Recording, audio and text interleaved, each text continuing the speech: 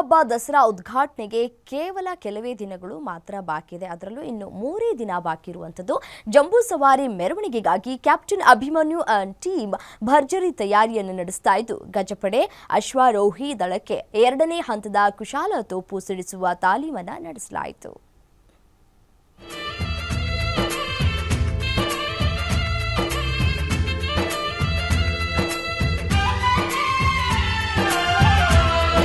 ದಸರಾ ಉತ್ಸವವನ್ನ ವೈಭವದಿಂದ ಆಚರಿಸಲು ಮೈಸೂರು ಜಿಲ್ಲಾಡಳಿತ ಸಿದ್ಧತೆ ನಡೆಸಿದೆ. ದೇಶ ವಿದೇಶಗಳಿಂದ ಲಕ್ಷಾಂತರ ಪ್ರವಾಸಿಗರು ಆಗಮಿಸುವ ಹಿನ್ನೆಲೆ ಭಾರೀ ಬಂದೋಬಸ್ತ್ ಮಾಡಲಾಗಿದೆ. ಅಹಿತಕರ ಘಟನೆ ನಡೆಯದಂತೆ ಎಲ್ಲೆಡೆ ಕಟ್ಟೆಚ್ಚರ ವಹಿಸಲಾಗಿದೆ.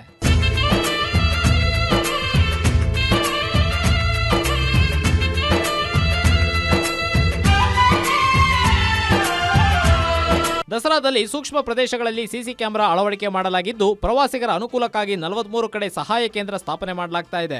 ಮೈಸೂರು ನಗರ ಪೊಲೀಸ್ ಕಮಿಷನರ್ ಘಟಕದ ವ್ಯಾಪ್ತಿಯಲ್ಲಿ ತುತ್ತೂರಿ ಮಾರಾಟ ಮಾಡುವುದನ್ನ ಮತ್ತು ಬಳಸುವುದನ್ನ ನಿಷೇಧಿಸಲಾಗಿದೆ. ದಸರಾ ಮಹೋತ್ಸವದ ಪ್ರಮುಖ ಆಕರ್ಷಣೆ ಜಂಬೂ ಸವಾರಿ ಸಮೀಪಿಸುತ್ತಿರುವ ಹಿನ್ನೆಲೆ ಗಜಪಡೆ ಹಾಗೂ ಅಶ್ವದಳಕ್ಕೆ ಭಾರೀ ಶಬ್ದದ ಪರಿಚಯ ಮಾಡಿಸುವ ಸಲುವಾಗಿ 2ನೇ ಸುತ್ತಿನ ಸಿಡಿಮದ್ದು ತಾಲೀಮನ್ನ ಯಶಸ್ವಿಯಾಗಿ ನಡೆಸಲಾಯಿತು.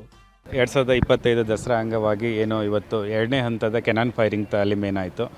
ಇದರಲ್ಲಿ ಅರಣ್ಯ ಇಲಾಖೆ ಮತ್ತು ಪೊಲೀಸ್ ಇಲಾಖೆ ಜಂಟಿಯಾಗಿ ಇದನ್ನು ತಾಲೀಮನ್ನು ಮಾಡಿದ್ದೀವಿ. ಇದರಲ್ಲಿ ಪೊಲೀಸ್ ಇಲಾಖೆಯಿಂದ ಕುದುರೆಗಳು ಮತ್ತು ಅರಣ್ಯ ಇಲಾಖೆಯಿಂದ ಆನೆಗಳು ಎರಡೂ ಕೂಡ ಭಾಗಿಯಾಗಿದ್ದು, ಒಟ್ಟಾರೆ ದಸರಾ ಕಾರ್ಯಕ್ರಮಗಳು ಆರಂಭವಾಗಿ ದೇಶ ವಿದೇಶಗಳಿಂದ ಪ್ರವಾಸಿಗರು ಮೈಸೂರಿನತ್ತ ಮುಖ ಮಾಡಿದ್ದಾರೆ. ಇದೀಗ ವೈಭವದ ದಸರಾಗೆ ಸಾಂಸ್ಕೃತಿಕ ನಗರಿ ಸಜ್ಜಾಗಿದೆ. ಕ್ಯಾಮರಾಮನ್ ಧನು ಜೊತೆ Suresh B, guarantee news, Mysuru.